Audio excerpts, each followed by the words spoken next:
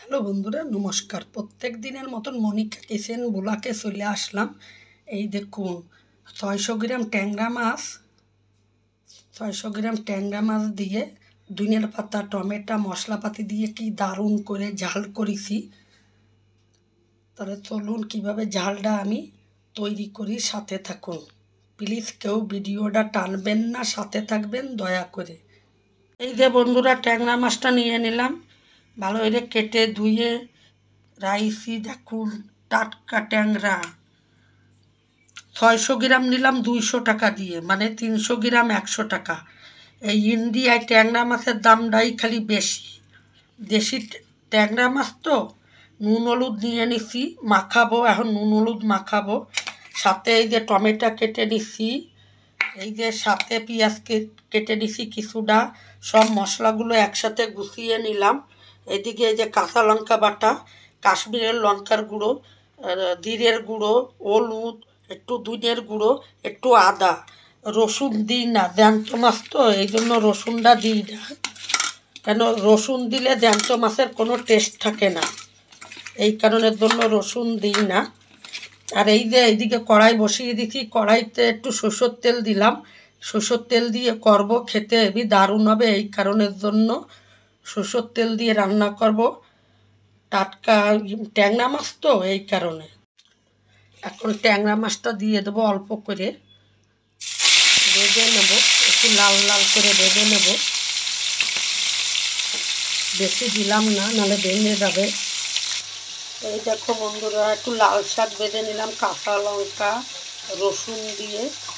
কাঁচা লঙ্কা রসুন দিয়ে করলে আমার বর খুব ভালো খায়।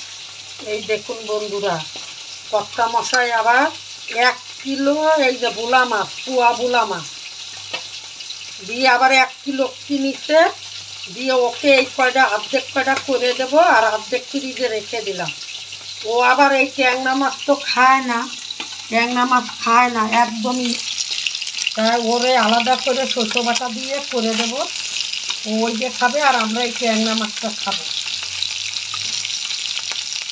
এই যে বন্ধুরা, ট্যাংরা মাছ ভাজা হয়ে গেছে। কড়াইতে দুটো কালো জিরে দিয়ে দিলাম তেলের উপরে, আর একটু সরষের তেল দিয়ে এর উপরে এখন আমি টমেটোটা দিয়ে দেবো। আজকে টমেটো দিয়ে দিলাম দানা সমেত, কেন আমার কর্তা মশাই এই যে খাবে না, টমেটো খেতে চায় না। আমাদের তরকারিতে এখন দিয়ে টমেটো দেবো। ঠান্ডার সময় টমেটো না দিলে ভালো লাগে, তরকারির কালারও ভালো আসে না টমেটো না দিলে। পেঁয়াজ টমেটো ভাজা হয়ে গেছে, এখন এই যে মশলাটা দিয়ে দিলাম। মশলা তো আপনাদের সাথে শেয়ার করেছি, এখন একটু কষিয়ে নেব। মশলাটা সব একসাথে গুছিয়ে নিলে রান্না করতে টাইম লাগে না, খুব তাড়াতাড়ি রান্না হয়ে যায় সব একসাথে গুছিয়ে নিলে। এই যে বন্ধুরা, মশলা আমার কষানো হয়ে গেছে লাল লাল করে। এখন আমি জল দিয়ে দিলাম, জলটা ফুটে যাবে, ফুটে গেলে আমি মাছগুলো ঢেলে দেব। আমি তো ট্যাংরা মাছ এইভাবে করি, আপনারা কিভাবে করেন একটু কমেন্টে জানাবেন তো। এই যে বন্ধুরা, এখন মাছগুলো দিয়ে দিলাম,